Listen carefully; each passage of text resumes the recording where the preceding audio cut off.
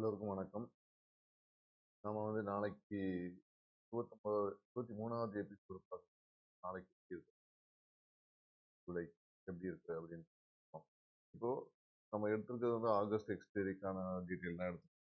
So அதை base பண்ணி நம்மளுடைய ஓபிஎம் என்ன சொல்லணும். நான் செபி ரிஜிஸ்டர் அட்வைசர் கிடையாது. நான் பண்ணுறதெல்லாம் பேப்பர் ட்ரேடிங் தான் பண்ணிக்கிட்டு அப்படியே பேப்பர் ஓவர் ட்ரேடிங் பண்ணாதீங்க. அதுதான் நம்மளுடைய முக்கியமான மோட்டோ. ஓகேங்களா? இப்போ நமக்கு என்ன ரேஞ்ச் சொல்லியிருக்குது இன்னைக்கு அப்படின்னு நேத்தோட 20 பாயிண்ட் மேலே தான் ஏற்றிருக்காங்க. அதே மாதிரி ஏடிஎம் 50 பாயிண்ட் ஏற்றிருக்காங்க. இது ரொம்ப முக்கியமானது. அப்போ ட்ரெண்ட் எப்படி இருக்கு நாளைக்கு? ஒன்று கேப் டவுன் ஆகிட்டு மேலே ஏற்றி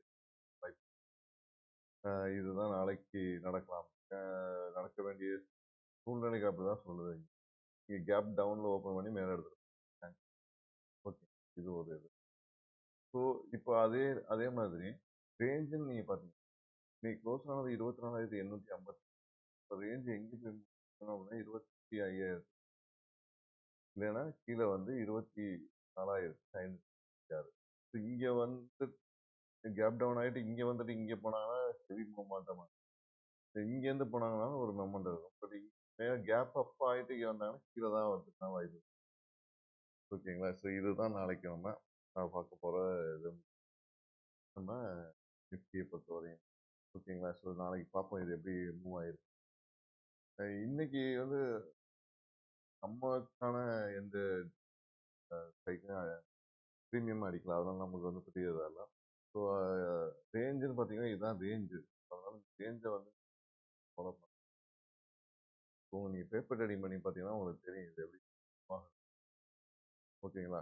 அதே மாதிரி நீங்கள் இதுக்குள்ள தான் ஸ்ட்ரைக்ஸ் இருக்குது. அந்த ஸ்ட்ரைக்ஸில் ஸ்ட்ரைக்கான ப்ரீமியம் நீங்கள் செக் பண்ணணும்னா ஒரு 85. ஓகேங்களா? வேற என்ன இருக்கும்? 171, 341. இதெல்லாம் நீங்கள் பார்க்கலாம் எப்படி போகுது அப்படின்னு பார்க்கலாம். ஸ்டாப் லாஸை பொறுத்தவரை இதுதான் stop loss. Stop loss 85 point. இதுதான் இந்த பேப்பர் ட்ரேடிங் நீங்கள் பண்ணணும்.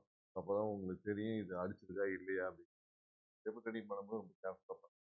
எப்படி டைரக்ஷன் ட்ரெண்டோட மார்க்கெட்டோட ட்ரெண்ட் எடுத்துட்டு அதுக்கு இந்த மாதிரி பண்ணணும். அப்போ தான் இது ஒர்க் ஆகும்.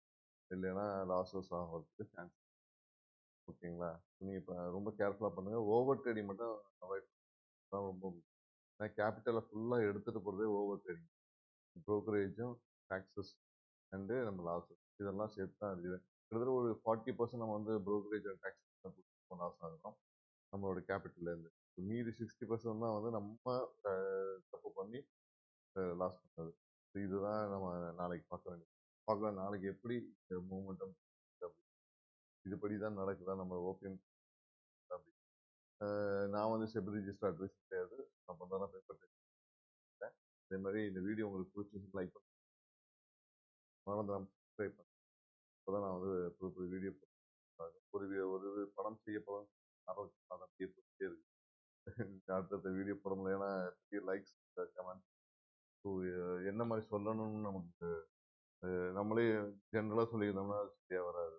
ஏதாவது உங்களுக்கான யூனிக்கான ஒரு அதை சொன்னீங்கன்னா அதை நம்ம பண்ணலாம். இல்லை இதுதான் நம்ம சொல்ல வேண்டியது. மற்றபடி என்ன புதுசாக ஏதாவது வேணும்னா சொல்லுங்கள். ஏன்னா பணம் செய்யப்படுறது ஒரு வீடியோ போய் அதை ஃபாலோ பண்ணி நீங்கள் ஒன்று சொல்லுங்கள். நம்ம அதை ஃபாலோ பண்ணலாம். நான் ஒரு ஐடியா வச்சுருக்கேன். அந்த ஐடியா பணம் செய்ய பழகு அந்த எபிசோட நீங்கள் அதில். ஸோ இந்த வீடியோ லைக் பண்ணி கமெண்ட் பண்ணுங்கள், சப்ஸ்கிரைப் பண்ணுங்கள். கண்டிப்பாக.